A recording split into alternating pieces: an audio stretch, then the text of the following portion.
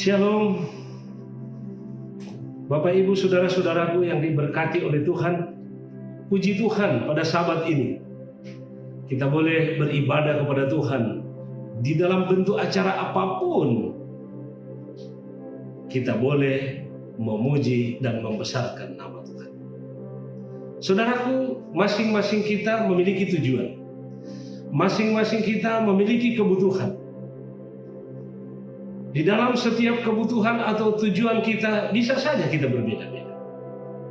Tetapi pada Sabat ini saya mau mengajak kita untuk menjalani kehidupan atau untuk memilih dan mengutamakan yang terutama dalam hidup kita di dalam bentuk tujuan, harapan kita. Sebelum kita lanjut, mari kita berdoa bersama-sama. Bapa di sorga, pada saat ini Tuhan kami siap untuk merenungkan firman-Mu. Biarlah terangi hati kami masing-masing, baik hamba-Mu yang akan membawakan firman, maupun umat-umat Tuhan yang ada di Zoom ini, ataupun di Facebook, ataupun di YouTube. Tuhan berkati kami semua, sehingga kami boleh mendapatkan berkat Tuhan pada hari Sabat ini melalui firman-Nya. Saya bawa dalam nama Yesus. Amin. Tema yang saya angkat pada Sabat ini adalah mengutamakan yang terutama. Mengutamakan yang terutama. Sebagaimana yang saya katakan tadi bahwa kita memiliki kebutuhan, kita memiliki tujuan, kita memiliki harapan. Dan kebutuhan manusia yang kita ketahui, kita memiliki 3 kebutuhan pokok, yaitu pangan, sandang, dan papan. Apa yang kita makan, apa yang kita pakai, seperti yang saya pakai jas ini, butuh tempat tinggal. Itu kebutuhan primer. Walaupun sekarang ini di dunia modern ini ada yang disebut dengan kebutuhan mewah.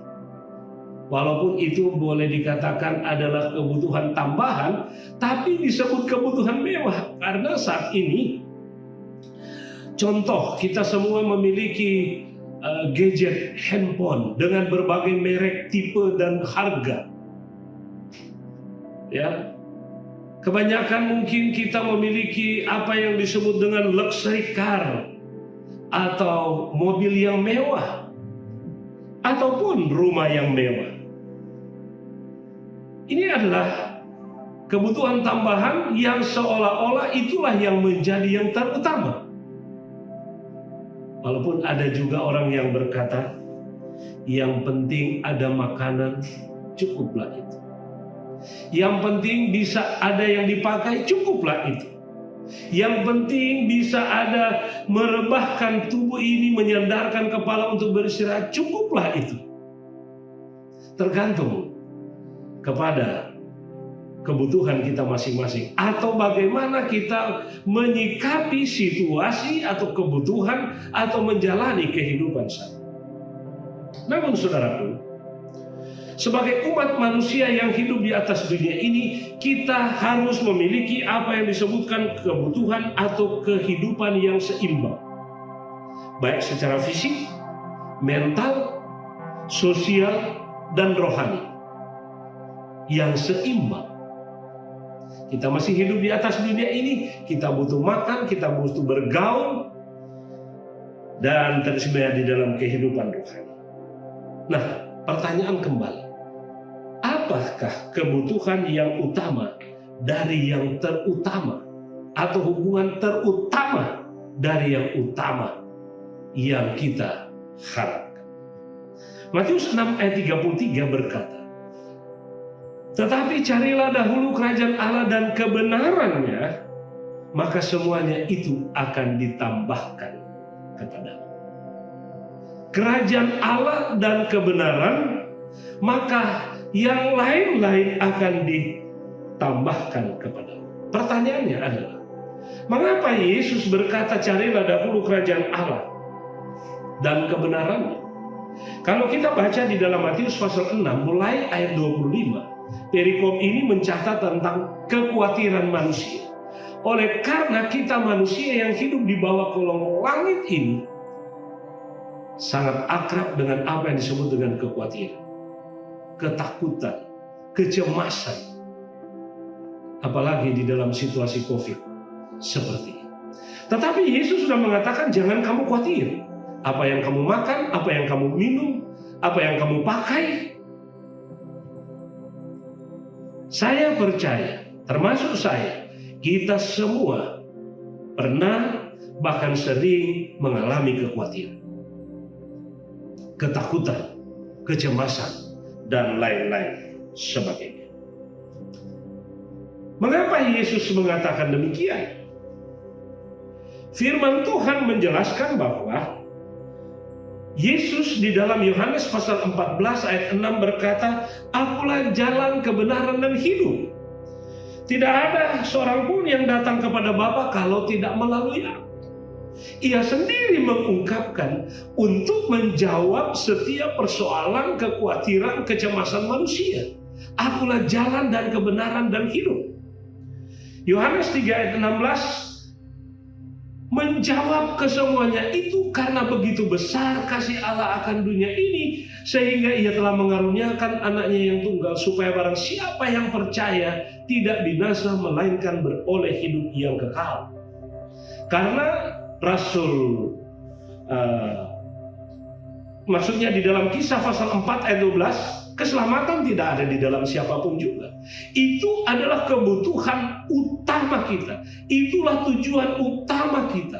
Itulah harapan yang tertinggi kita adalah keselamatan. Dan keselamatan itu hanya di dalam Yesus Kristus.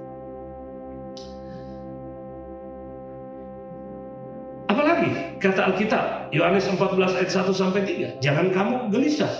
Percayalah kepada Allah, percaya juga kepada Aku. Karena apa? Di rumah Bapakku banyak tempat tinggal, kata Yesus. Ia pergi untuk menyediakan tempat, dan setelah selesai menyediakan tempat, Ia berkata, Aku akan datang kembali menjemput kamu, membawa kamu, supaya di tempat di mana Aku berada, kamu berada. Bukankah ini sesuatu yang luar biasa yang Yesus sudah lakukan dan terus-menerus melakukan untuk kehidupan kita? Nah, bagaimana mengutamakan kerajaan surga? Carilah dahulu kerajaan Allah dan kebenarannya, atau Tuhan Yesus Juru Selamat. Tentunya adalah sesuatu yang bisa kita katakan Tuhan atas hal-hal yang kita utamakan. Kita garis bawahi, apapun yang kita utamakan itu oleh karena Tuhan atas segala sesuatu. Apa itu? Tuhan atas apa yang kita pikirkan, Tuhan atas apa yang kita inginkan, Tuhan atas perkataan kita, Tuhan atas doa-doa kita, Tuhan atas hubungan kita, Tuhan atas sumber daya kita, tubuh kita, pekerjaan kita, termasuk ibadah dan pelayanan kita, termasuk harta milik kita.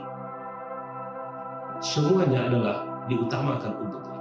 Saudara dan saya bisa tambahkan lebih banyak lagi. Tuhan atas apapun itu. Sebagai umat Tuhan tentunya kita harus aminkan. Kita harus mengutamakan Tuhan di atas segala-galanya. Dan untuk mengikat akan kesemuanya itu, maka kita perlu fokus. Apa fokus kita? Apa fokus tujuan kita? Masuk surga, keselamatan. Waktu Yesus datang kali yang kedua, itulah fokus utama kita. Walaupun seringkali fokus kita terbagi oleh hal-hal dunia. Selain fokus, kita perlu komitmen secara pribadi bahwa saya harus mencapai tujuan yang terutama adalah kehidupan yang kekal. Komitmen.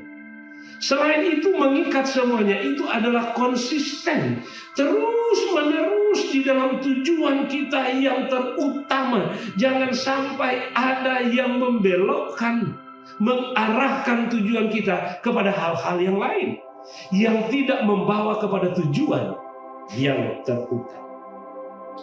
Mari kita melihat di dalam Alkitab. Ya, Di dalam Alkitab kita mengambil dua contoh. Ada dua orang di dalam Alkitab yang mencari kerajaan Allah, yang mencari keselamatan itu. Yang pertama, orang muda yang kaya yang ditulis di dalam Matius 19 ayat 16 sampai 26. Kita bisa baca juga di dalam Matius 10, Markus 10 maksudnya ayat 17 dan seterusnya, Lukas 18 ayatnya yang ke-18 sampai 27. Kita familiar dengan kisah ini. Bagaimana orang muda yang kaya yang datang kepada Yesus. Di dalam komentar Alkitab volume 5 halaman 456 sampai 459 saya simpulkan. Ia itu adalah penguasa muda. Tidak hanya kaya, penguasa muda, bahkan disebutkan sangat kaya. Ia menduduki satu posisi yang penting dan menjadi anggota dewan terhormat orang Yahudi dan atau salah satu anggota Sanhedrin. Itulah keberadaan orang muda yang kaya ini. Masih muda, kaya, kaya raya, dan memiliki kedudukan atau jabatan baik di dalam bidang kenegaraan maupun di dalam bidang agama. Firman Tuhan berkata di dalam Markus 10 ayat 17 berkata, ia atau orang muda yang kaya tadi berlari datang kepada Yesus yang mencerminkan sebagai semangat orang muda. Tidak hanya itu, setelah ia di hadapan Yesus, ia berlutut, mengindikasikan ketulusan hati. Yang memiliki orang muda ini memiliki sikap yang sangat kontras dengan sikap orang-orang Farisi yang buruk tentunya, yang arogan. Walaupun bisa dikatakan ia adalah satu dari antara mereka, tetapi ia berlari-lari mau menunjukkan ada sesuatu yang sangat penting, yang terutama, dan berlutut. Lalu dia berkata, guru yang baik, mengindikasikan bahwa ia tahu dan kenal betul siapa yang ada di hadapannya.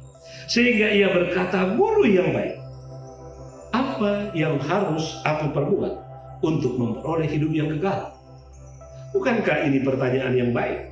Bukankah ini kebutuhan yang terutama adalah untuk memperoleh keselamatan atau kehidupan yang kekal? Sehingga yang bertanya, apa yang aku harus perbuat untuk memperoleh hidup yang kekal? Apa jawab Yesus? Di dalam Matius 19 ayat 17, apakah sebabnya engkau bertanya kepadaku tentang apa yang baik? Yesus katakan, hanya satu yang baik. Tetapi jikalau engkau ingin masuk ke dalam hidup, turutilah segala perintah Allah. Kalau engkau ingin masuk ke dalam hidup, kata Yesus, turutilah segala perintah Allah. Di ayat 18, anak muda ini berkata, Yesus, kalau bisa saya katakan demikian, kalimatnya ditulis begini, perintah yang mana? Ya, perintah yang mana? Karena di dalam Markus 10 ayat 20 atau Lukas 8 ayat 21 dia katakan, semuanya telah kuturuti sejak masa mudaku. Ketika Yesus katakan turutlah perintah Allah, ia beranggapan dan menjawab Yesus bahwa Yesus, semua yang Yesus katakan beres karena aku telah menurutinya sejak aku masih muda. Lalu dia melanjutkan di Matius 19 ayat 20, apalagi yang masih kurang? Memberikan satu gambaran bahwa dia merasa bahwa apa yang Yesus katakan kepadanya sangat mudah karena ia telah lakukan semuanya. Sehingga dia berkata, oh tidak ada lagi yang kurang. Walaupun dia bertanya apa lagi yang kurang, memberikan satu pandangan, keterangan kepada kita bahwa ia telah melakukan semuanya. Karena ia itu adalah pemimpin. Ia katakan demikian. Lukas 18 ayat 22. Apa kata Yesus? Masih tinggal satu lagi yang harus kau lakukan. Kalau di dalam dunia pendidikan nilai, ia sudah dapat nilai 9. Wah, itu sudah nilai yang luar biasa tentunya ya, bagi anak sekolah. Siswa atau mahasiswa yang telah mendapatkan nilai 9 sungguh luar biasa. Karena kalau angka 10 berarti disebutkan bahwa sebenarnya yang satu adalah untuk guru, 9 itu tertinggi. Jarang dapat 10. Kalau dia adalah seorang mahasiswa, lulus karena tinggal 1. Yesus katakan, masih tinggal 1 lagi yang harus kau lakukan. Ingat apa pertanyaannya? Guru, apa yang harus aku lakukan untuk memperoleh hidup yang kekal? Semuanya aku telah turuti. Tapi Yesus katakan tinggal 1. Bayangkan kalau Yesus katakan masih ada 9. Tapi Yesus cuma katakan tinggal 1. Ini menarik. Sudah diambang kesempurnaan, tapi tinggal 1. Buku Alfa dan Omega jilid 6 halaman 137 berkata, hanya 1 perkara yang kurang padanya. Perhatikan kalimat berikutnya. Tetapi hal itu merupakan suatu prinsip yang penting sekali. Saya ulangi. Tetapi hal itu merupakan suatu prinsip yang penting sekali. Kalimat selanjutnya berkata, kalau tidak dipenuhi yang 1 ini, kekurangan ini terbukti akan mendatangkan bahaya baginya. Semua sifatnya akan menjadi rusak. Berarti kalau masih 9 belum sempurna, harus 10. Karena kutipan ini mengatakan, kalau yang 1 tidak dipenuhi, ini boleh saya katakan fatal akibat. Pepatah mengatakan, nila setitik merusak susu sebelah. Yang 1 ini sangat penting, kalau tidak dipenuhi, maka kekurangan ini terbukti mendatangkan bahaya baginya. Artinya, apa yang ia butuhkan, ia inginkan, apa yang aku harus lakukan untuk memperoleh hidup yang kekal, tidak akan menjadi bagiannya. Karena masih ada 1 yang kurang. Atau kalimatnya kalau saya katakan, tinggal 1 yang kurang. Kita bisa katakan, orang ini adalah hampir selamat. Hampir selamat. Tetapi tidak selamat. Apa yang merupakan penghalang baginya? Halaman 138, Omega, Alfa dan Omega jilidnya yang ke-6 berkata, ia ingin memiliki harta sorga. Itu baik. Semua kita menginginkan harta sorga, bukan? Tetapi ia mengingini juga keuntungan duniawi yang akan diperolehnya dari kekayaan. Apa kata firman Tuhan? Jangan kamu mengasihi Tuhan dan Mammon bersama-sama. Ia menyesal melihat adanya syaratnya seperti itu. Perhatikan kalimat selanjutnya. Ia menghendaki hidup yang kekal, tetapi ia tidak rela berkorban. Harga hidup kekal tampaknya terlampau besar. Sebab itu ia pun pergi dengan sedih, sebab banyak hartanya. Ia pergi dengan sedih. Ia lupa ketika ia datang kepada Yesus, ia berlari berlutut, memohon apa yang ia harus lakukan untuk memperoleh hidup yang kekal. Tujuannya dipatahkan oleh karena egonya, kesombongannya, cinta dirinya, sehingga dikatakan ia pergi dengan sedih karena banyak harta.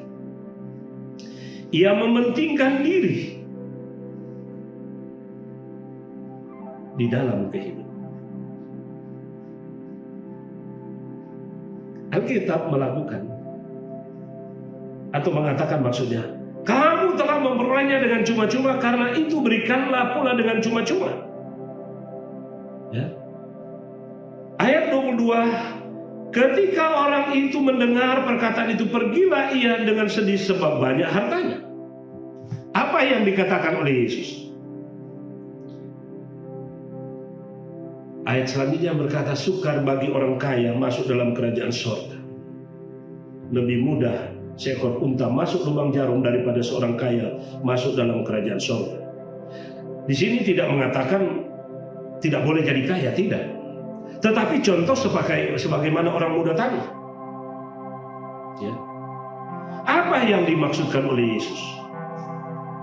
Jual hartamu yang kurang satu ini, jual hartamu dan bagikanlah kepada orang miskin. Itulah yang baginya orang muda tadi terlalu berat. Syarat untuk sorga baginya terlalu berat. Karena kutipan tadi, ia tidak rela untuk berkorban. Sesudah orang muda ini pergi meninggalkan Yesus, tidak ada catatan selanjutnya tentang dia. Karena ia memiliki banyak harta dan tidak mau berbagi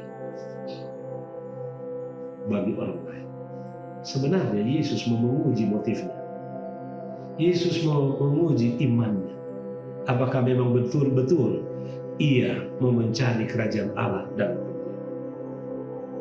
orang ini kita katakan, ia hampir selamat, tetapi tidak selamat. Orang yang kedua adalah Sakeus pemungut cukai.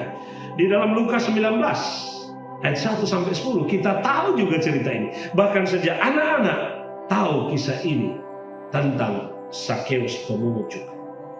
Yang memiliki arti nama pure atau murni.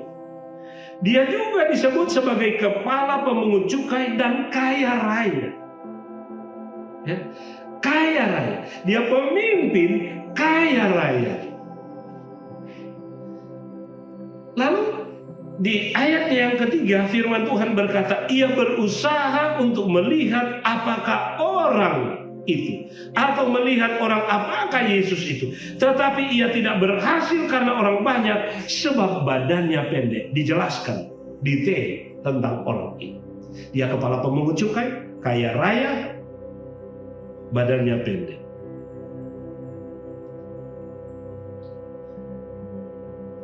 Komentar Alkitab jilid 5 halaman 851 menuliskan, kemungkinan ia telah mempunyai kerinduan bahwa suatu waktu ia memiliki kesempatan untuk melihat Yesus. Ya, ia memiliki kesempatan untuk melihat Yesus. Dari mana? Di dalam Lukas pasal 3, ketika Yohanes membawakan khotbah tentang Yohanes Pembaptis disebutkan, ada juga datang pemungut cukai. Bisa saja Sakeus tidak di sana.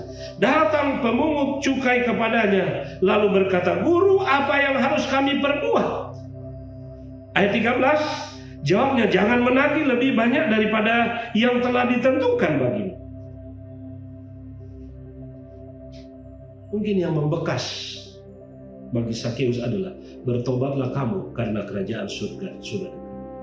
Ini juga adalah panggilan untuk kita pada saat ini.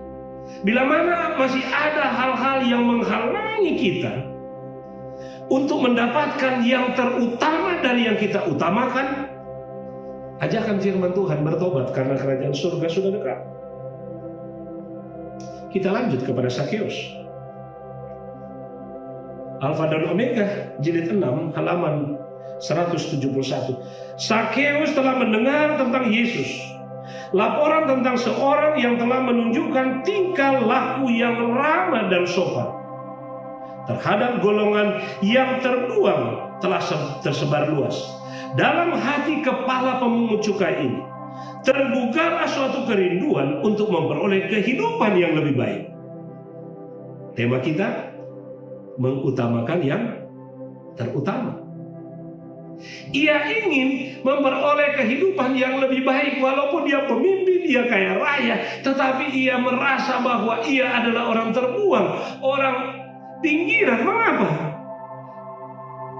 Tidak enak walaupun kaya tetapi dibenci oleh sebangsa atau sekampung, bukan? Dikucilkan. Itulah keadaan Sakeus. Sehingga ia mau merindukan, ia mau mendapatkan sesuatu yang lebih baik. Makanya ia rindu mau melihat Yesus. Bagaimana orang yang saya dengar ini, yang diceritakan, orang yang ramah, penuh kasih, bahkan menerima termasuk orang berdosa. Sakeus merasa akulah dia yang rindu untuk mendapatkannya. Lalu kisah selanjutnya Alkitab mencatat apa yang dilakukan Sakeus, bukan? Ia tidak bisa melihat Yesus di sekumpulan atau rombongan yang sementara berjalan itu. Tetapi karena didorong oleh kerinduan yang sangat mendalam, menunjukkan kesungguh-sungguhan, maka Alkitab mencatat ia mencari jalan lain untuk mendahului rombongan itu.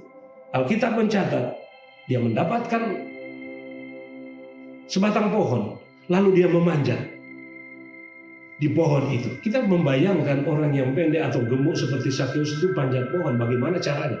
Tetapi tidak dijelaskan bagaimana. Dijelaskan memanjat pohon, lalu dia berada di atas pohon. Saya cuma membayangkan begini. Sakeus itu kan dibenci oleh orang, jadi dia tidak mau dilihat oleh orang. Dia itu adalah seorang pemimpin yang tentunya dihormati oleh bawahannya, walaupun dibenci banyak orang. Lalu ketika orang lihat dia di atas pohon kan aneh. Saya membayangkan dia di atas pohon itu mencari tempat yang strategis. Strategis yang saya maksudkan di sini adalah ia bisa melihat Yesus atau rombongan itu, tetapi orang tidak bisa melihat dia. Dan sudah barang tentu ia diam di sana, sehingga tidak membuat reaksi sehingga orang melihatnya. Setelah rombongan itu mendekat, tentunya ia mengamati di antara orang banyak itu siapa atau yang mana yang Yesus ini. Tetapi tentunya ia bisa memastikan yang memimpin rombongan itu, yang di depan itu ataupun yang di tengah-tengah itu, pasti itulah Yesus. Ia bisa melihat tentunya. Tujuannya kalau boleh ia melihat Yesus. Lalu saudaraku, Alkitab mencatat, kita angankan kalau kita Sakeus di atas pohon. Lalu tiba-tiba Yesus menoleh ke atas. Penailham berkata, tatapan Yesus dan tatapan Sakeus ketemu. Fokus, karena Sakeus fokus kepada Yesus. Yang mana Yesus itu dia fokus. Bisa saja dia terbelalak, tidak mengedipkan mata karena mana Yesus itu. Tiba-tiba Yesus menoleh ke atas, lalu tatapan Yesus dan Sakeus ketemu. Lalu Yesus berkata, Sakeus, turun, aku mau menumpang di rumah. Wow. Sesuatu yang ia dapatkan lebih daripada yang ia harapkan. Walaupun dikatakan tadi bahwa ia ingin merubah kehidupan kepada yang lebih baik. Sekarang ini tidak hanya melihat Yesus, tetapi Yesus mengetahui pribadinya dengan jelas karena dia memanggil Sakeus, turun, karena aku mau menumpang di rumah. Sudah barang tentu Sakeus itu ia cepat-cepat turun. Karena kata-kata Yesus, aku mau menumpang di rumah. Saya meyakini Sakeus tidak hanya melihat Yesus, Sakeus tidak hanya mendengar kata-kata Yesus, tetapi Sakeus juga menjamah Yesus. Bisa saja budaya timur kan, salaman. Karena belum PPKM waktu itu kan, tidak ada protokol kesehatan, ya kan? Lalu saudara membayangkan, sekarang ini Zakheus berdiri, berjalan berdampingan dengan Yesus. Sudah barang tentu dia di depan, karena mau menuju ke rumahnya. Sementara dalam perjalanan, tentunya Zakheus ada tantangan yang besar. Ia mendengar ocehan, omelan dari orang-orang yang ada di belakang itu. Saudara bisa bayangkan sukacita Zakheus karena Yesus mau menumpang di rumahnya, tidak hanya mau mampir, tapi kalimat mengatakan mau menumpang di rumahmu. Sementara di satu sisi ia mendengarkan omelan orang tentang dirinya. Ini suatu pergumulan, saudara-saudara. Tetapi saudaraku yang dikasihi oleh Yesus Kristus, ayat 7 di dalam Lukas pasal 19 ayat 7. Tetapi semua orang yang melihat hal itu bersungut-sungut katanya, ia atau guru tadi atau Yesus mau menumpang di rumah orang berdosa. Karena bagi orang Yahudi bahwa dialah yang paling berdosa. Kalau saudara-saudara kira-kira saudara-saudara dengan sukacita mau datang kepada Yesus, lalu ada orang katakan mencibirkan bibirnya, lalu katakan pura-pura itu atau dan lain sebagainya, bagaimana perasaan? Bisa saja kata orang Manado tumingkas, malu dan lain sebagainya. Meninggalkan kerumunan itu karena telah disakiti dengan kata-kata. Lebih sakit disakiti dengan kata-kata daripada pukulan. Tetapi Zakheus apa yang dia lakukan? Kalimat mengatakan begini, ayat 8. Tetapi Zakheus berdiri dan berkata kepada Tuhan, Tuhan, setengah dari milikku akan kuberikan kepada orang miskin, dan sekiranya ada sesuatu yang kuperas dari seseorang akan kukembalikan 4 kali lipat. Bena Ilham berkata, ketika ia mendengar orang ocehan orang, ia menoleh ke belakang dan lihat orang-orang itu semua. Sesudah itu dia menoleh kepada Yesus dan memberikan satu pengakuan pertobatan. Saya ulangi, satu pengakuan pertobatan, dan hasil daripada pertobatan oleh karena sukacita telah bertemu dengan Yesus dan tentunya hatinya menerima Yesus. Ada yang dia lakukan. Setengah akan kuberikan kepada orang miskin. Dan bila amanda aku peras, aku kembalikan 4 kali lipat. Sangat kontras dengan keberadaan orang muda yang kaya tadi. Waktu orang muda yang kaya katakan, Yesus katakan, jual hartamu dan bagikan kepada orang miskin. Itu Yesus minta.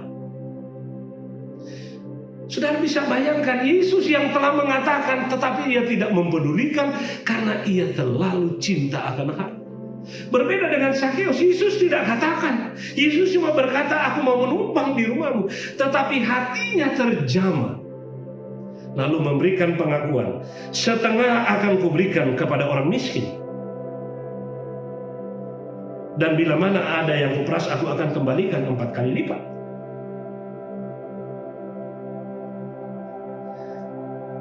Pengakuan dan pertobatan Zakheus sungguh luar biasa. Saat Zakheus sedang berjalan dengan Yesus, ia mendengar ocehan. Bapak ibu saudaraku yang diberkati oleh Tuhan,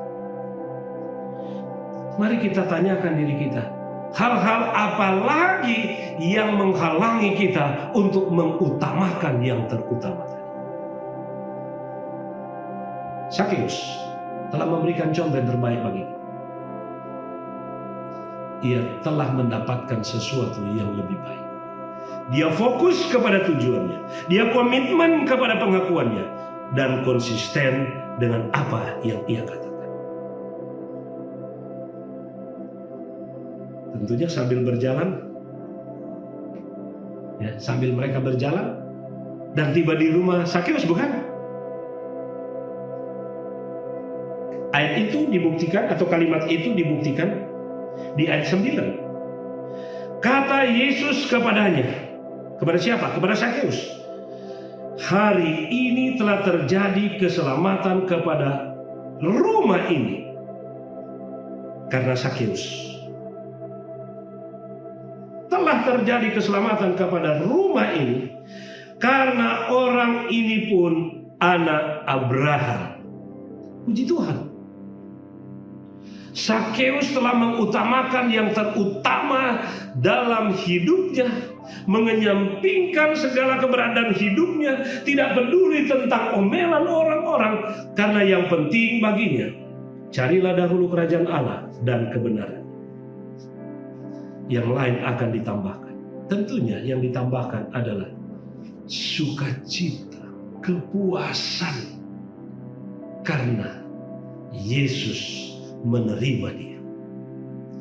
Dan tentunya Yesus menyelamatkan dia. Bapak ibu saudaraku yang diberkati oleh Tuhan. Ayat 10, ayat yang terakhir. Sebab anak manusia datang untuk mencari dan menyelamatkan yang hilang. Bapak ibu, saudara-saudaraku, dua gambaran contoh tadi, anak muda yang kaya dan Sakeus, menjadi pelajaran bagi kita. Di pihak manakah kita? Tetapi ajakan firman Tuhan, mari kita mengambil contoh sebagai Sakeus, membuang segala sesuatu yang menghalangi untuk datang kepada Yesus sebagai Tuhan dan Juru Selamat. Karena Matius 16 ayat yang terakhir, ayat 26, apa gunanya seorang memperoleh seluruh dunia tetapi kehilangan nyawanya? Dan apakah yang dapat diberikan yang sebagai ganti nyawanya? Tidak ada. Karena keselamatan hanya di dalam Yesus Kristus. Kisah Sakeus pemungut cukai boleh menjadi inspirasi bagi kita untuk mengutamakan yang terutama dalam kehidupan kita, yaitu keselamatan. Orang muda yang kaya juga boleh menjadi inspirasi kita agar supaya kita tidak melakukan seperti yang ia lakukan. Karena upah kehidupan yang kekal dari orang-orang yang mengutamakan yang terutama dalam hidupnya, keselamatan itu, maka kerajaan surga menjadi bahagia. Terpujilah nama Tuhan. Oleh karena firman-Nya pada Sabat ini memberikan kepada kita satu pengalaman yang indah. Marilah kita mengundang kuasa Roh Kudus untuk memeteraikan firman ini dan kita dapat terapkan dalam kehidupan kita. Orang-orang umat-umat Tuhan yang berjalan di dalam iman. Doa dan harapan kita bersama. Kiranya Tuhan memberkati kita, melindungi kita, dan teristimewa keselamatan menjadi milik kita. Saya bawa dalam nama Yesus. Amin. Mari kita berdoa. Bapa di sorga, terima kasih firman-Mu pada saat ini boleh kami dengarkan. Kiranya kuasa Roh Kudus menerapkan itu, menanamkan itu dalam kehidupan kami. Kami hidup memiliki tujuan yang pasti, keselamatan melalui Yesus Kristus. Inilah doa kami, berkati kami. Dalam nama Yesus kami telah berdoa dan mengucapkan syukur. Amin. Tuhan memberkati. Saya bawa dalam nama Yesus. Amin.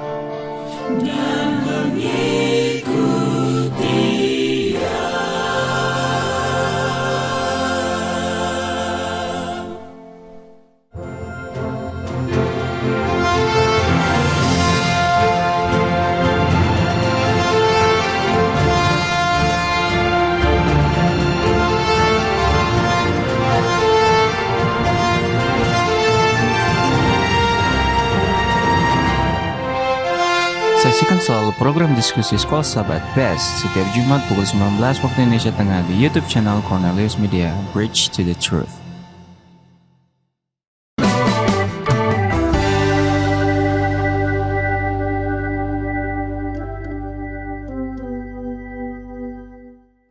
Shalom, berjumpa kembali bersama dengan kami dalam program pendalaman Alkitab melalui pelajaran Sekolah Sahabat Cornelius Media. Saat ini kita akan membahas pelajaran yang ke-13 dengan judul Istirahat yang Terakhir. Kami senang Anda boleh bergabung bersama dengan kami, dan pada malam hari ini saya ditemani oleh para hamba Tuhan. Di sebelah kiri saya ada Pendeta Felix Gosal. Selamat malam, Pendeta. Selamat malam. Apa kabar? Puji Tuhan, kabar baik. Kemudian ada Pendeta Edward Taliwongso. Apa kabar, Pendeta? Puji Tuhan, dalam keadaan baik. Puji Tuhan. Dan selanjutnya ada Pendeta Jerry Jacobs. Apa kabar, Pendeta? Kabar baik, senang boleh bersama-sama mendiskusikan pelajaran Sekolah Sahabat. Puji Tuhan. Iya, dan sebelum kita akan memulaikan pembahasan kita pada saat ini, mari kita berdoa. Bapa di surga, kami sangat merindukan kuasa Roh Kudus untuk menguasai kami. Ya. Manakala kami akan melihat firman-Mu yang dituliskan lewat pelajaran Sekolah Sahabat ini.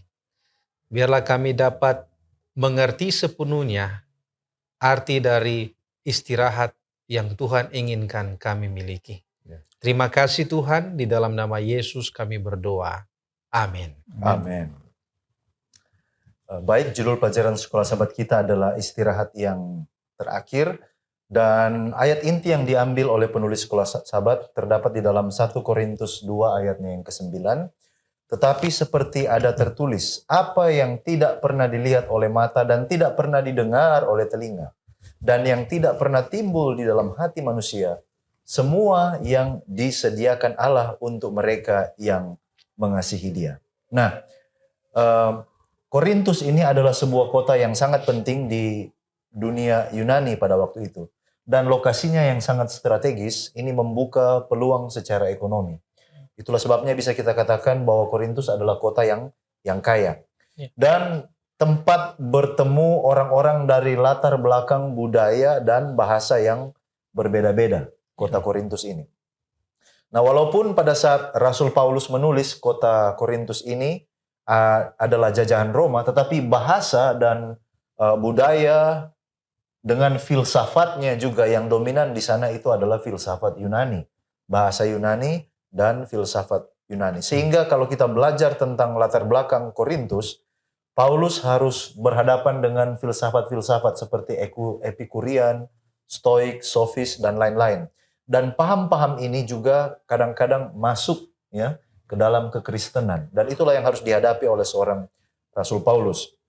Paulus pertama kali berkunjung di kota Korintus pada periode yang kita sebut perjalanan misioneri yang kedua. Ya, itu kira-kira tahun 50 sampai 52 sesudah Masehi. Dan surat yang pertama yang akan menjadi pokok daripada diskusi kita di mana ayat inti diambil itu ditulis dari kota Efesus. Ini diperkirakan ditulis pada penghujung pelayanan Paulus selama 3 tahun di kota itu. Kira-kira tahun 56 atau awal 57 sesudah Masehi.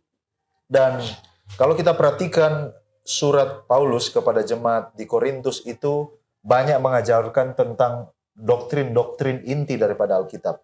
Di sini mengulas tentang kristologi, ya, tentang Kristus, tentang doktrin tentang anak Allah, tentang teologi, doktrin tentang Allah, pneumatologi, doktrin tentang Roh Kudus, eklesiologi, doktrin tentang gereja, lalu kemudian antropologi tentang manusia, dan eskatologi. Dia juga menyinggung tentang eskatologi.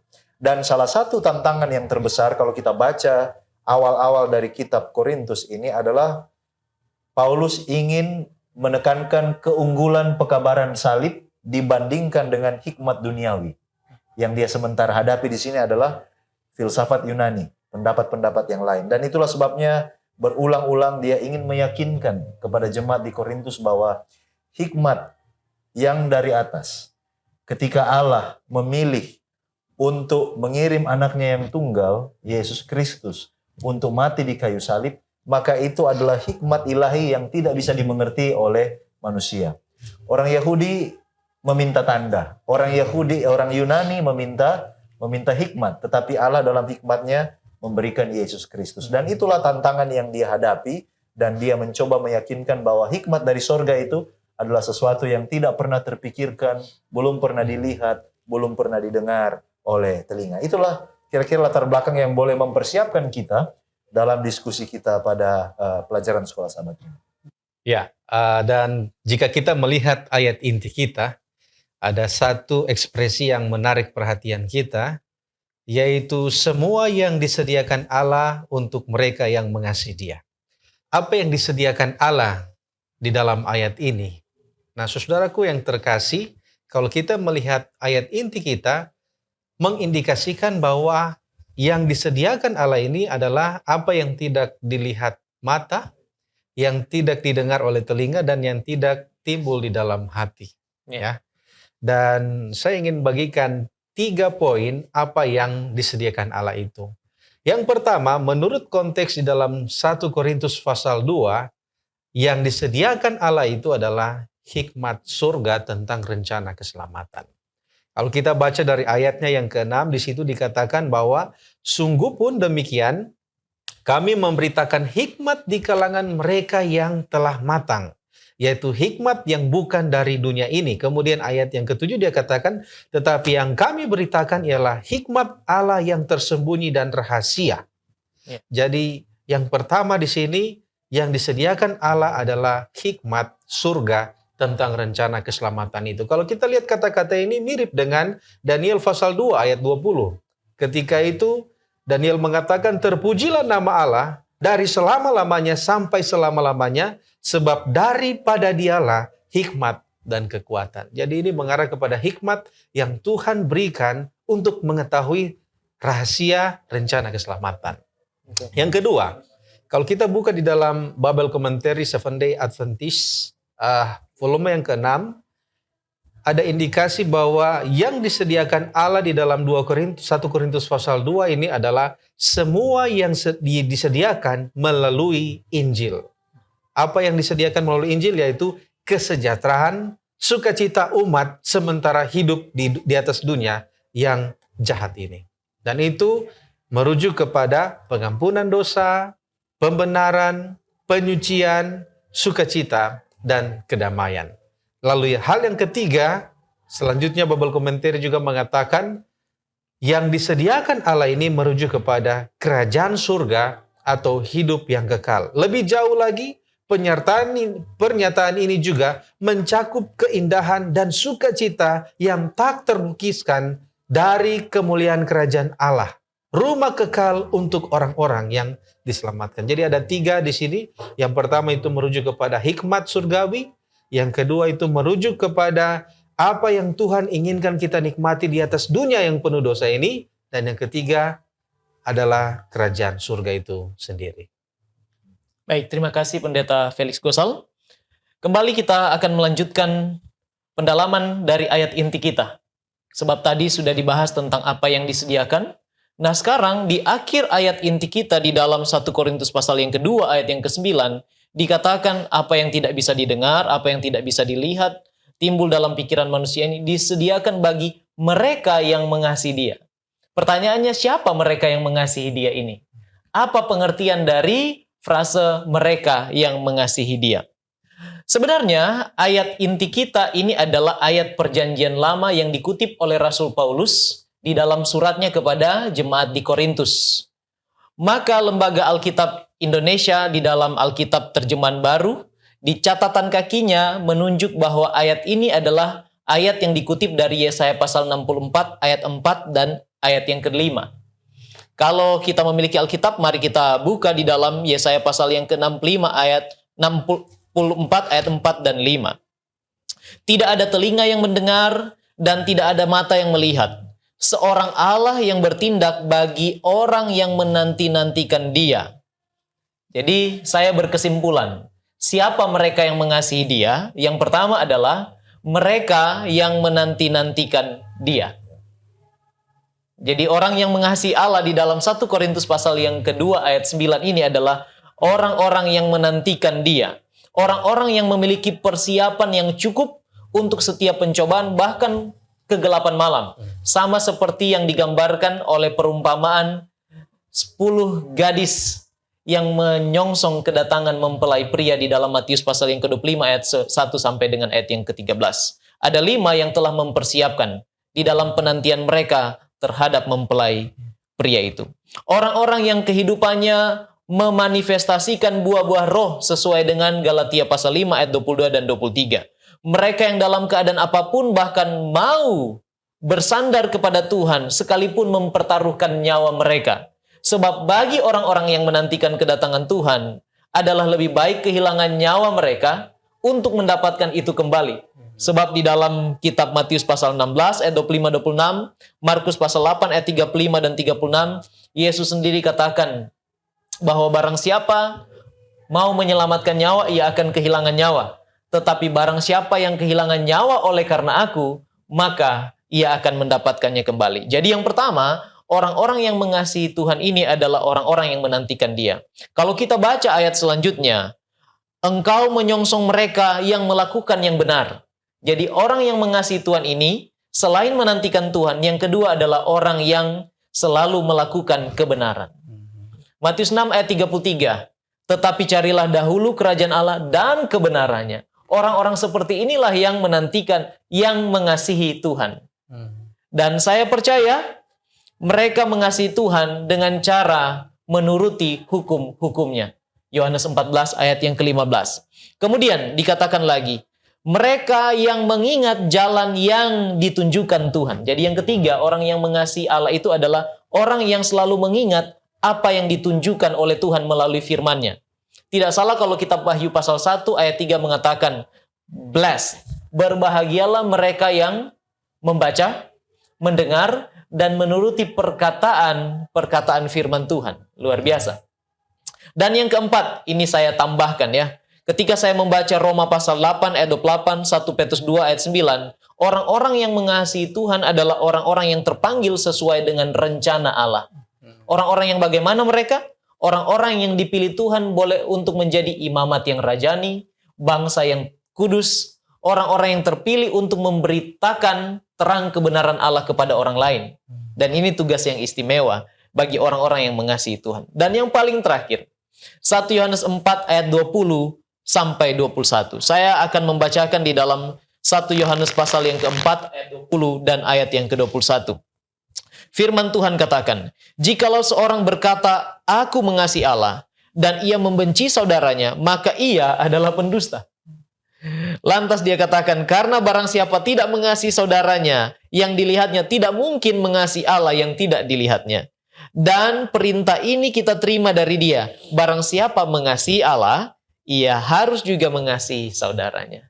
Inilah kelima ciri-ciri orang yang mengasihi Allah, yang menantikan kedatangan Tuhan, yang melakukan apa yang benar, yang selalu mengingat jalan-jalan Tuhan, yang terpanggil sesuai dengan rencana Allah untuk memberitakan terang kebenarannya, dan orang-orang yang mengasihi sesama manusia. Bagi mereka inilah janji tentang apa yang tidak didengar oleh telinga, tidak dilihat oleh mata, dan tidak pernah timbul dalam pikiran manusia yang disediakan bagi Allah.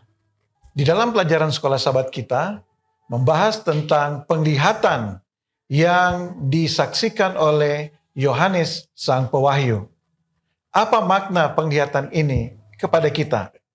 Saya mengambil kutipan-kutipan ini dari dalam pelajaran sekolah sahabat. Disebutkan bahwa Yesus ingin memberikan kepada umatnya sepanjang sejarah sketsa kasar dari jadwal ilahi untuk nubuatan akhir zaman.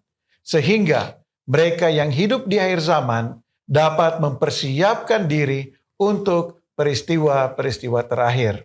Ya. Kemudian yang berikutnya, dia ingin agar kita dapat beristirahat dengan percaya diri dalam kasih Yesus. Bahkan ketika segala sesuatu di sekitar kita berantakan. Kita tahu begitu banyak peristiwa, tantangan, dan juga penganiayaan yang akan terjadi kepada umat-umat Tuhan di akhir zaman. Dan dengan kita mengetahui apa yang akan terjadi di depan kita, kita boleh percaya kepada Yesus, beristirahat di dalam Dia, mendapatkan sentosa di dalam Dia. Kita akan menghadapi masa depan ini dengan penuh harapan. Kemudian dilanjutkan, Yesus berkata, "Sesungguhnya aku menyertai kamu senantiasa sampai kepada akhir zaman." Di dalam Matius 28 ayat 20. Kata-kata yang tidak diragukan lagi. Pasti mendorong Yohanes ketika ia menghadapi pengasingannya yang kesepian. Dan saya percaya ketika kita membaca kitab Wahyu, kita juga akan mendapatkan satu kekuatan dan pengharapan seperti yang dialami oleh Yohanes di Pulau Patmos. Tentunya penglihatan ini atau wahyu Yesus ini pasti sangat menghibur Yohanes yang ada di Pulau Patmos. Mengetahui bahwa Yesus adalah Alfa dan Omega, yang awal dan yang akhir. Sekarang Yesus menyatakan dirinya secara khusus dan langsung kepada Yohanes di Pulau Patmos. Kitab Wahyu berisi khayal tentang masa depan dunia ini. Pemandangan sejarah yang mengagumkan tergambar di hadapannya. Apa yang akan terjadi dalam sejarah Kristen, bagaimana masa depannya, namun di tengah-tengah pencobaan dan kesengsaraan akan datang. Yohanes diperlihatkan bagaimana semuanya akan berakhir. Dan ini adalah gambaran dari apa yang menjadi akhir dari segala pergumulan, pertentangan yang dihadapi oleh umat Tuhan. Wahyu 21 ayat 1 dan 2 berkata, "Sekarang aku melihat langit yang baru dan bumi yang baru, karena langit yang pertama dan bumi yang pertama telah berlalu, laut pun tidak ada lagi. Kemudian aku, Yohanes, melihat kota suci, Yerusalem baru, turun dari surga, dari Allah, dipersiapkan sebagai pengantin yang berdandan untuk suaminya." Ini adalah akhir yang sangat membahagiakan. Kita akan masuk ke dalam kerajaan surga yang mulia dan mendapatkan perhentian yang sejati di sana. Baik, terima kasih. Setelah kita melihat gambaran nubuatan itu, makna dari nubuatan itu, kita memiliki satu pertanyaan yang perlu kita perhatikan, yaitu bagaimana cara kita memahami nubuatan tersebut. Ya, bagaimana kita dapat memahami penggenapan nubuatan tersebut. Nah, sebelum kita datang kepada bagaimana cara kita memahami apakah nubuatan itu sudah terjadi, sementara terjadi, atau nanti akan terjadi, kita perlu mengetahui pertama bahwa di dalam Alkitab itu ada dua macam nubuatan. Nubuatan yang pertama adalah conditional prophecy dan yang kedua unconditional prophecy.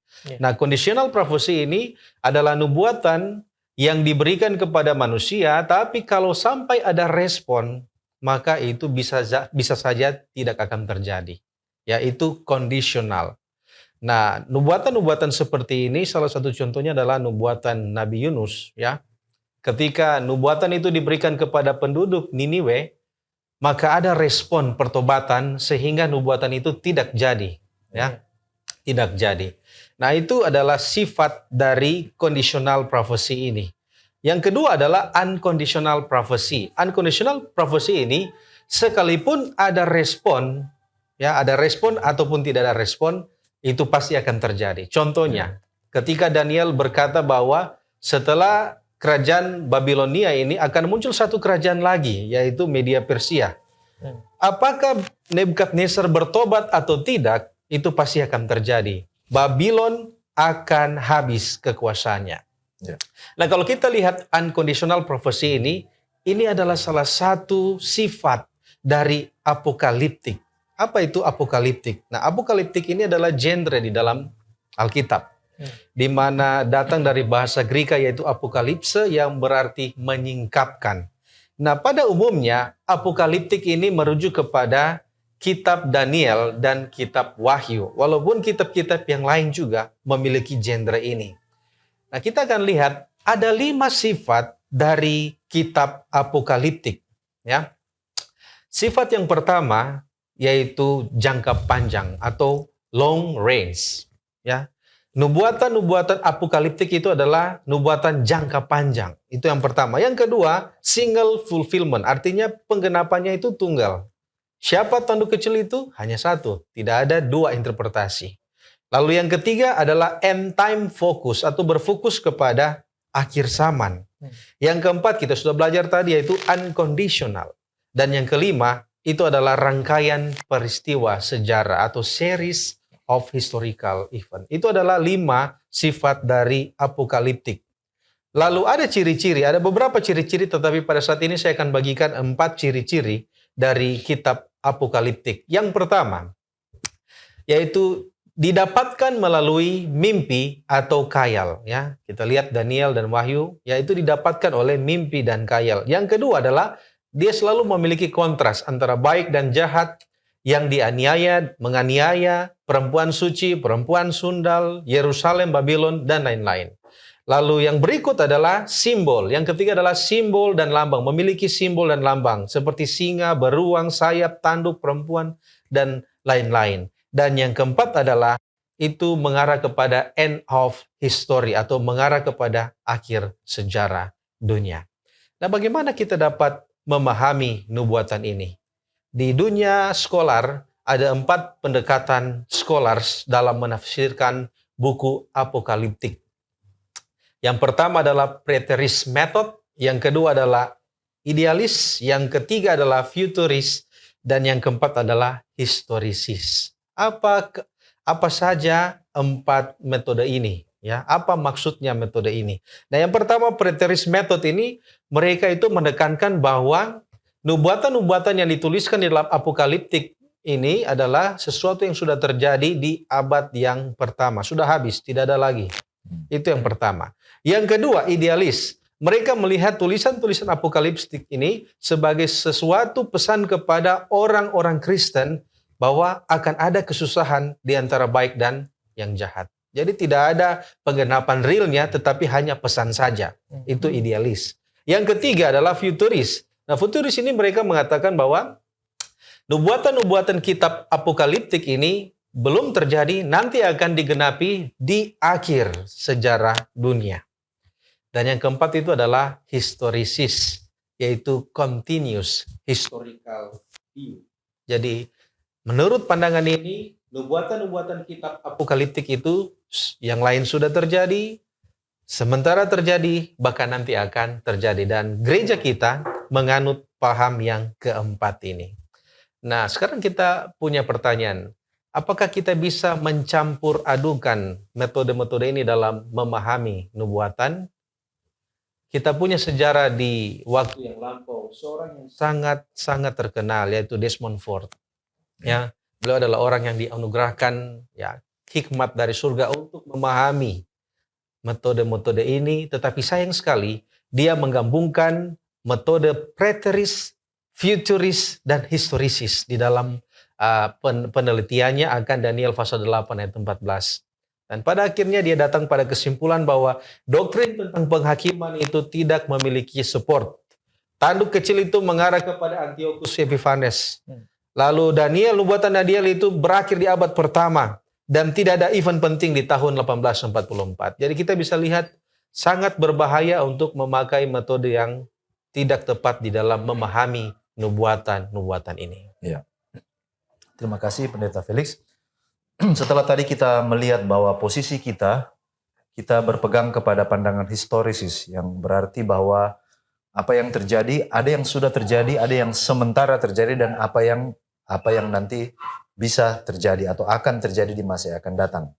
Nah, pertanyaan selanjutnya sebenarnya apa inti daripada nubuatan itu? Apakah ini bicara tentang pertentangan kosmis atau personal struggle?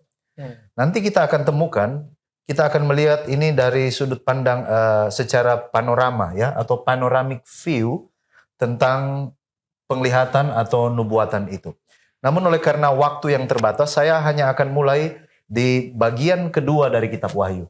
Kitab Wahyu kalau bisa dibagi menjadi dua bagian besar, kita bisa bagi pasal 1 sampai pasal 11 itu sebagai historical section ya, atau bagian sejarah dari kitab Wahyu. Sementara mulai dari pasal 12 sampai ke 22 kita sebut itu sebagai eschatological section atau bagian eskatologi. Mengungkapkan tentang peristiwa-peristiwa, tentang pertentangan yang kosmis, dan juga ramalan apa yang akan terjadi di masa yang akan datang. Kalau kita mulai dari Wahyu pasal 12, ada 3 tokoh utama dalam Wahyu 12. Yang pertama adalah perempuan, yang kedua adalah anak yang dilahirkan oleh perempuan, lalu yang berikut adalah naga. Perempuan itu selalu di dalam Alkitab melambangkan jemaat atau gereja. Dan di Perjanjian Lama, perempuan itu adalah umat pilihan atau bangsa Israel. Naga di sini di Wahyu pasal 12, di sana dijelaskan bahwa naga besar itu si ular tua disebut iblis atau setan. Nah, lalu yang berikut, siapa yang dilambangkan dengan anak yang dilahirkan oleh perempuan yang suci itu? Anak yang dilahirkan oleh perempuan itu adalah Yesus. Karena ingat, Yesus lahir dari komunitas umat Tuhan, orang Yahudi. Ya. Lalu kemudian perempuan ini sedang mengandung dan dia melahirkan anak. Ya. Lalu naga berusaha menelan sang anak tapi gagal karena anak ini dibawa lari kepada Allah. Ini menggambarkan bahwa setelah Yesus lahir, setan berusaha membunuhnya. Kita lihat beberapa kali, tetapi gagal, dan akhirnya Yesus mati menyerahkan dirinya, bukan dibunuh, dan dia kembali naik ke sorga. Nah, setelah Yesus naik ke sorga, naga memburu perempuan yang melahirkan anak. Ya, setan mengalihkan perhatian bukan lagi kepada Yesus, tetapi kepada jemaat. Lalu dia memburu jemaat. Perempuan ini lari, dia dikejar, lalu kemudian dia lari ke padang gurun. Jemaat menyingkir ke tempat-tempat yang terpencil.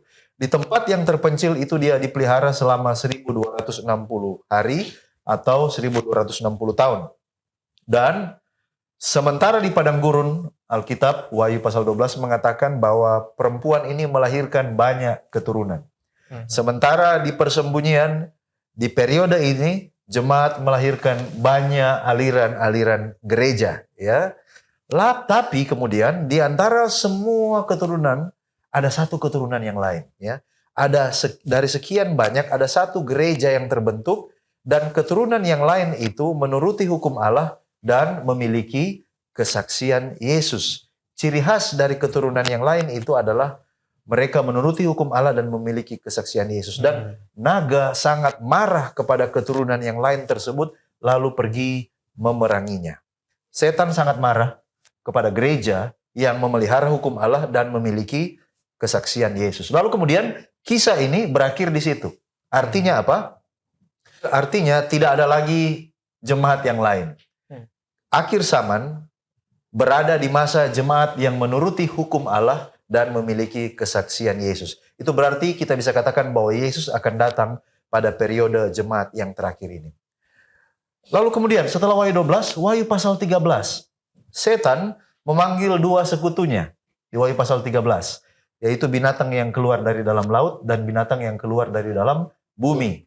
Mereka bertiga ini, sang naga, lalu binatang yang pertama dan binatang yang kedua, mereka membentuk Unholy Trinity sebagai tandingan daripada The Holy Trinity, Allah Bapa, Allah Anak, Allah Roh Kudus. Lalu kemudian, Wahyu pasal 14 itu adalah amaran terakhir dan semua orang harus mengambil keputusan yang benar. Pekabaran 3 malaikat, amaran kepada dunia. Wahyu pasal 15 dan 16 bicara tentang 7 kutub, yaitu mereka yang tidak memperhatikan amaran yang diucapkan di Wahyu pasal 14 tadi. Nah, lalu Wahyu pasal 17 ayat 18 di sana diperkenalkan ada entitas yang baru, antagonis, yaitu perempuan sundal dan binatang buas atau Babel yang berkoalisi di akhir zaman untuk menyerang Allah dan umatnya. Nah sekarang tadi saya katakan bahwa perempuan itu selalu melambangkan gereja. Tapi kenapa dalam penggambaran di Wahyu 17 perempuan lagi yang muncul, tetapi kali ini perempuan sundal. Artinya perempuan yang dulu murni seiring dengan perjalanan waktu sekarang dia telah bersundal dengan raja-raja di bumi. Dengan kata lain, gereja yang awalnya murni, pada akhirnya gereja justru akan bersekutu dengan kekuatan raja-raja di bumi ini untuk melawan Allah dan umat-umatnya. Wahyu pasal 19 di sana adalah pesta pernikahan anak domba, penggambaran tentang kedatangan Yesus yang kedua kali. Wahyu pasal 20 adalah penghakiman terakhir, dan Wahyu 21-22 adalah dunia yang telah dibaharui. Pada waktu itulah ya Yesus akan menang bersama dengan umat-umatnya, dan pada waktu itulah akan terjadi ketentraman yang sejati, the true rest. Nah mungkin kita bertanya, oke pendeta, kita sudah dapat panoramic view dari nubuatan, tetapi apa hubungannya ini dengan saya? Hubungannya adalah selain ini adalah sebuah pertentangan kosmis, tetapi ini juga adalah personal struggle, di mana setiap kita harus mengambil keputusan. Bagi mereka yang menerima tanda binatang dan berpihak bersama-sama dengan musuh, dengan setan, maka kalau kita baca di sana, Wahyu pasal 14 ayat 11. Maka asap api yang menyiksa mereka itu naik ke atas sampai selama-lamanya. Dan siang malam mereka tidak henti-hentinya disiksa, yaitu mereka yang menyembah binatang serta patungnya itu dan barang siapa yang telah menerima tanda namanya. Yang menarik saya lihat di sini, yang ada hubungan dengan pelajaran sekolah sahabat kita adalah siang malam mereka itu disiksa. Walaupun kita tahu ya, itu bukan bicara tentang durasi, tidak ada hentinya, tapi itu bicara tentang kontinuitas sebenarnya, atau kualitas daripada api yang akan membinasakan. Mereka itu tidak ada rest, tidak ada peristirahatan. Sebaiknya mereka yang telah berpihak dengan Yesus Kristus, maka di dalam kerajaan sorga, di dunia baru yang Tuhan sediakan, mereka akan memiliki istirahat dan ketentraman yang sejati.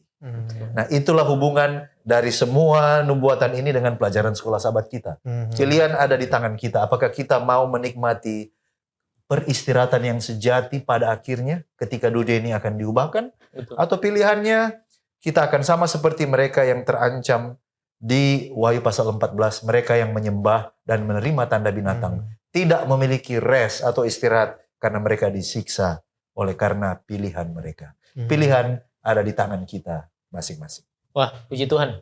Sangat menguatkan sekali apa yang sudah dipaparkan oleh Pendeta Edward Taliwongso tadi.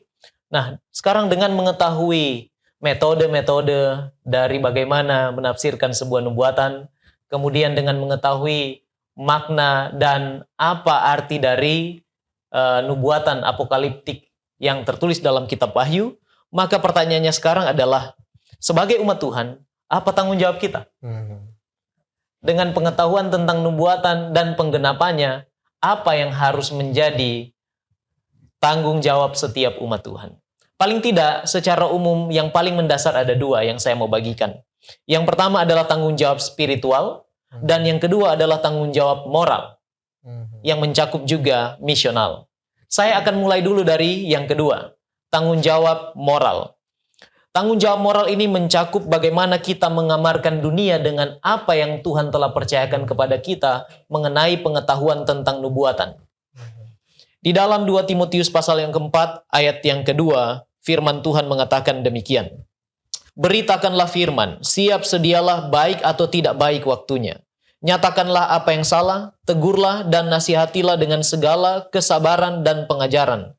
Karena akan datang waktunya, orang tidak dapat lagi menerima ajaran sehat, tetapi mereka akan mengumpulkan guru-guru menurut kehendaknya untuk memuaskan keinginan telinganya.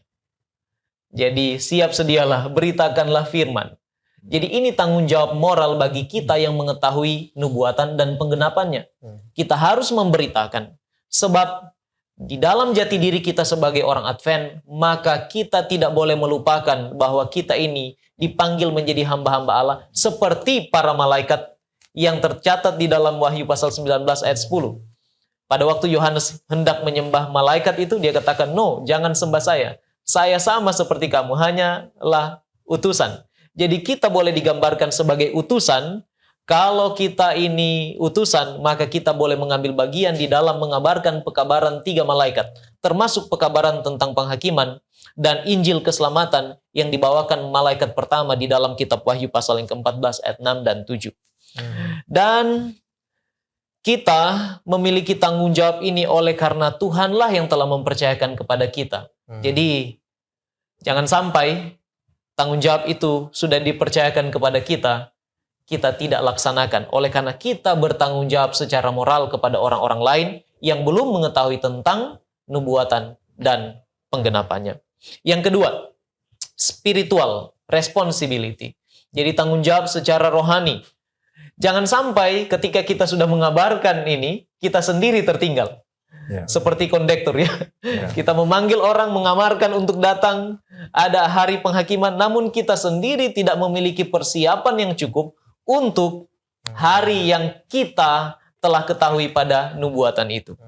Mengadakan persiapanlah yang diinginkan oleh Tuhan. Di dalam pelajaran sekolah sahabat, pelajaran hari Senin dikatakan, orang Advent tahu betul uraian Daniel tentang ada suatu waktu kesesakan yang besar, seperti yang belum pernah terjadi sejak ada bangsa-bangsa. Yesus ingin, kalimat ini katakan, Yesus ingin kita bersiap untuk peristiwa ini yang mendahului kedatangannya yang kedua kali. Jadi persiapan spiritual itu sangat penting bagi kita. Sebab pengkhotbah pasal yang 12 ayat 13 mengatakan bahwa masing-masing kita harus bertanggung jawab di hadapan Tuhan pada hari penghakiman itu. Dan puji Tuhan oleh karena 2 Petrus 3 ayat 10 sampai dengan ayat yang ke-12 mengatakan demikian. Ini ayat yang menguatkan kita di dalam persiapan rohani kita menyambut penggenapan nubuatan-nubuatan yang akan terjadi di kemudian hari. Tetapi hari Tuhan akan tiba seperti pencuri. Pada hari itu langit akan lenyap dengan gemuruh yang dahsyat dan unsur-unsur dunia akan hangus dalam nyala api. Dan bumi dan segala yang ada di atasnya akan hilang lenyap. Jadi, jikalau segala sesuatu ini akan hancur secara demikian, betapa suci dan salehnya kamu harus hidup, yaitu kamu yang menantikan dan mempercepat kedatangan hari Allah itu. Jadi betapa suci dan salehnya kita harus hidup. Persiapan rohani adalah sangat penting supaya kita tidak ketinggalan pada waktu nubuatan yang kita ketahui itu digenapi oleh Allah. Dan Nyonya White mengatakan di dalam buku Kemenangan Akhir halaman 624 paragraf yang kedua, hanya mereka yang telah membentengi pikiran mereka dengan kebenaran-kebenaran Alkitab yang akan bertahan melewati pertentangan terakhir itu. Jadi inilah tanggung jawab kita. Tanggung jawab secara moral, mengabarkan pekabaran, dan tanggung jawab secara spiritual, melakukan persiapan ke dalam untuk hari yang akan digenapi oleh Tuhan itu. Terima kasih pendeta. Kini kita tiba pada penghujung dari diskusi kita. Judul pelajaran sekolah Sabat di dalam bahasa Indonesia adalah istirahat yang terakhir. Judul di dalam bahasa aslinya itu dalam bahasa Inggris, The Ultimate rest. Nah, saya coba mencari penggunaan kata ultimate ini, dan saya dapat di dalam www.babla.co.id yang memberikan contoh penggunaan kata ultimate ini di dalam bahasa Indonesia diterjemahkan sebagai yang sempurna. Jadi bagi saya, judul dalam bahasa Indonesia yang lebih enak untuk didengar adalah istirahat yang sempurna. Terkait dengan judul ini, ada dua hal penting yang perlu kita ingat. Yang pertama, di manakah tempatnya kita bisa memperoleh istirahat yang sempurna? Tentu tempatnya itu adalah di surga. Seperti yang digambarkan oleh ayat tema kita dalam 1 Korintus 2 ayat 9. Tetapi seperti ada tertulis, apa yang tidak pernah dilihat oleh mata, dan yang tidak pernah didengar oleh telinga, dan yang tidak pernah timbul di dalam hati manusia, semua yang disediakan Allah untuk mereka yang mengasihi Dia. Inilah tempat yang disediakan Tuhan bagi kita, di mana kita boleh merasakan istirahat yang sempurna. Karena di dunia ini begitu banyak masalah, persoalan, dan kita tidak dapat memperoleh istirahat yang sempurna atau ultimate rest. Pertanyaan yang kedua, atau poin yang penting kedua yang perlu kita renungkan adalah kepada siapa kita boleh mendapatkan istirahat yang sempurna ini. Istirahat yang sempurna hanya kita peroleh di dalam Tuhan kita, Yesus Kristus. Karena hanya di dalam Yesus kita beroleh perhentian, rest, damai, sentosa, istirahat yang sempurna. Di dunia yang berdosa ini, kita tidak akan mendapatkan istirahat yang sejati. Banyak tantangan, masalah, bencana, musibah, penderitaan, penyakit, dan kematian. Tetapi kita diminta untuk tetap setia kepada Tuhan di dalam perjalanan akhir kita di dunia ini. Ellen White berkata, hanya beberapa saat lagi sebelum Yesus akan datang untuk menyelamatkan anak-anaknya dan memberi mereka sentuhan akhir keabadian. Kubur akan dibuka dan orang mati akan keluar sebagai pemenang sambil berseru, hai maut, di mana sengatmu? Hai kubur, di mana kemenanganmu?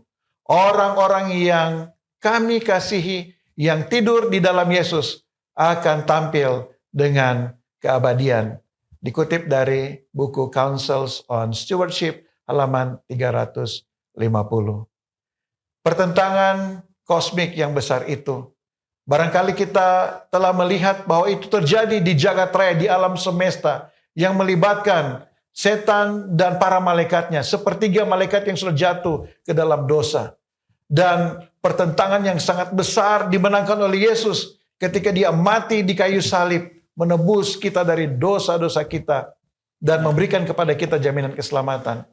Tetapi peperangan yang terbesar ini, the battleground yang sesungguhnya, terjadi dalam pikiran dan hati kita.